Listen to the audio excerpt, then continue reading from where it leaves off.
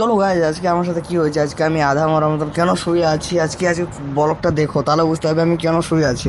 আর গাছ অনেক বাইরে অনেক রোদ করছিল, আর ঘরের ভিতরে গাছ থেকে গাছ কি বলে জল তৃষ্ণা অনেকটা পেয়ে গেছিল। তা কি আলসায় যেতাম না, তা হাতের মধ্যে গাছ বাদ দাও, হাতের মধ্যে বোতল নিয়ে যাচ্ছি জল আনতে।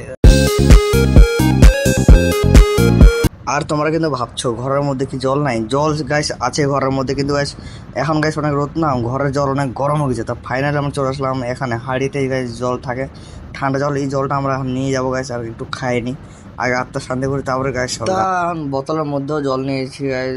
আরে কি বলবো, গরমটা অনেকটা দিয়েছে না, জল সবসময় হাতের যেন পাশ থাকে জলের বোতল।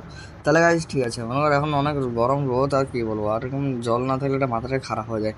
তা গাছ কি বলবো, রুমে জল ছিল কিন্তু গাছ এই জলটা গরম হয়ে গেছিলো অনেকটা, এই জন্য এই জলটা খাবো না। আর এখানে জল ধোয়া থাকে, ঠান্ডা জল, অনেকটা ঠান্ডা থাকে জলটা।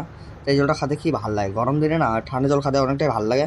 তা গাছ আমার একটু কাম ছিল, আমি গাছ ঘুম থেকে উঠে গেছে, আমার কিছু কাম নাই, আমার শুধু এডিট করা কাম। আমার কটা ভিডিও ছিল গাছ, এডিট করতে বসে বললাম। আর গাইজ আজকে আর কথা বলার অনেকটা ইচ্ছে নাই, আজকে এখন কাম করে ভিডিও এডিট করে, বাই বাই।